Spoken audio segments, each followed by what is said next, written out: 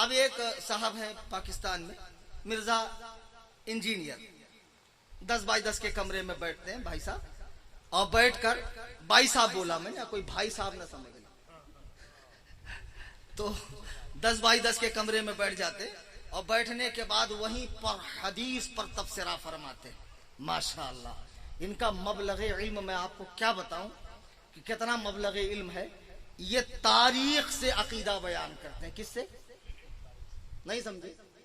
تاریخ سے نہیں, تاریخ تو ہے ہی ہے یہ اندھیرا, تاریخ سے عقیدہ بیان کرتے. ایک نقطہ کان کھول کے سن لو, یہ مرزا پلمبر جیسے لوگ, اب تو اللہ کے نبی نے فرمایا نا قرب قیامت رؤوسا جخال فسئلوا فافتوا بغیر. مجھے بڑا افسوس ہوتا ہے, خدا کی قسم ہر آدمی کو اپنی اوقات میں رہنا چاہیے. کچھ پیر صاحبان جو عالم نہیں ہے ان کے سامنے بڑے بڑے علماء بیٹھے ہیں, وہ مریدین کو مسئلہ بتاتے ہیں. کچھ شاعر صاحبان بھی مسئلہ بتاتے ہیں, علماء کی ناقدری ہو رہی.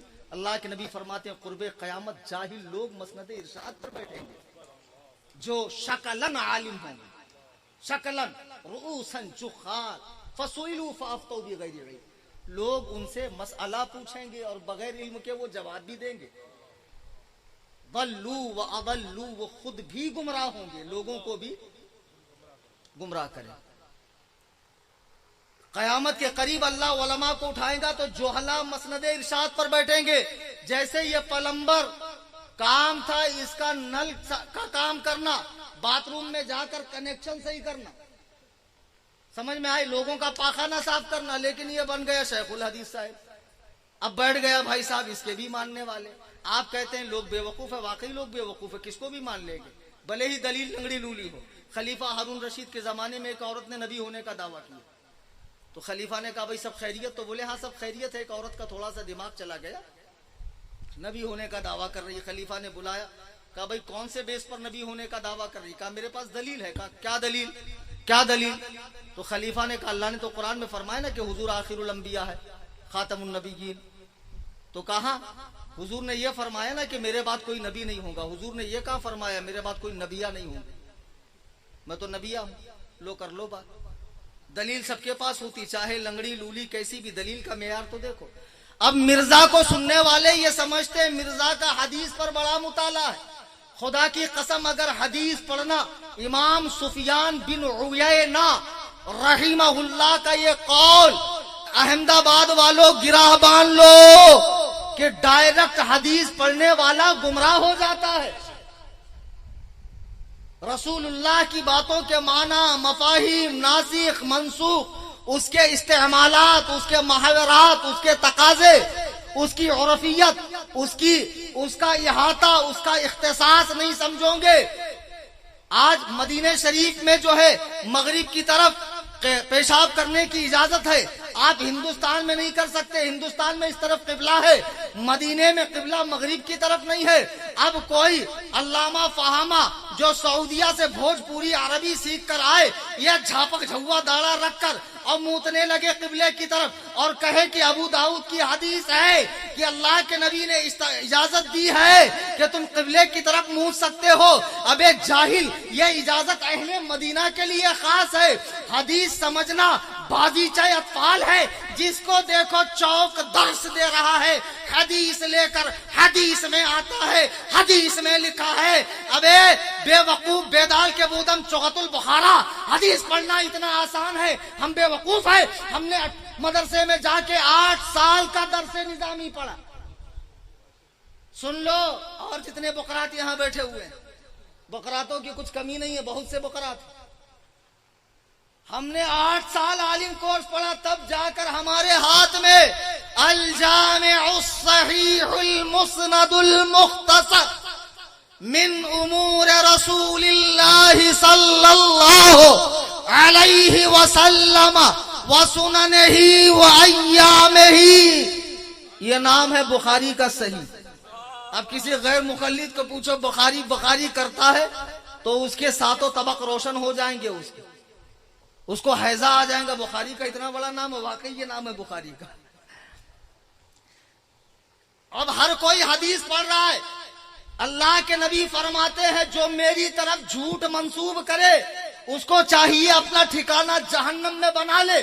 حضرت ابو بکر بارگاہ نبوت کے سب سے قریب ترین شخص ہے، انبیاء کے بعد جنوں انس کے اندر اور ملک میں سب سے افضل ہے حضرت ابو بکر صدیق۔ آپ نے اپنا احادیث کا مجموعہ نظر آتش کر دیا، آگ لگا دی کہ اللہ کے نبی کا فرمایا ہوا ٹھیک ہے، مجھے اپنی سماعت پر یقین نہیں ہے۔ اگر میں کہوں نبی نے یہ فرمایا اور اگر وہ بات نبی نے نہ کہی ہو تو ابو بکر اپنا ٹھکانہ جہنم میں نہیں بنانا چاہتا ہے۔ آج لوگ کھڑے ہو کر کہتے ہیں حدیث میں ہے۔ تمہیں پتا بھی حدیث کا مطلب کیا ہے؟ حدیث مطلب اللہ کے رسول کی بات۔ آپ یوں کہو نا حدیث کا مفہوم ہے، حدیث کا خلاصہ ہے، حدیث کا نچوڑ ہے، یہ کہہ کر گنجائش ہے ادھر ادھر ہونے کی، اور ڈائریکٹ حدیث کہہ کر اپنی بات کہو گے تب تو پکڑنے کی گنجائش ہے، پکڑے جاؤں گے۔ اب یہ مرزا انجینئر جو شیخ الحدیث صاحب ہیں، جن کا کام تھا ٹوٹی بنانا، نل بنانا، پائپ لائن درست کرنا اور سنڈاس کی لائن صحیح کرنا، ان کو لوگوں نے جو ہے ان کے دماغ میں بھر دیا ہوا کہ آپ ہیں بہت قابل، آپ تشریف لائیے مسند ارشاد پہ اور بکیے، جتنا آپ بکیں گے۔ پاک و ہند میں بیوقوف لوگ بہت ہیں سننے والے، آپ کا ویوز بڑھانے والے، جیسے طارق جمیل کا بڑھ گیا جو اللہ سے جھاڑو لگواتا ہے، تو یہ ارے تم ہی لوگ ہو جو جا کر ویوز بڑھاتے، کیوں بڑھاتے ہو؟ کاہے بڑھاتے ویوز؟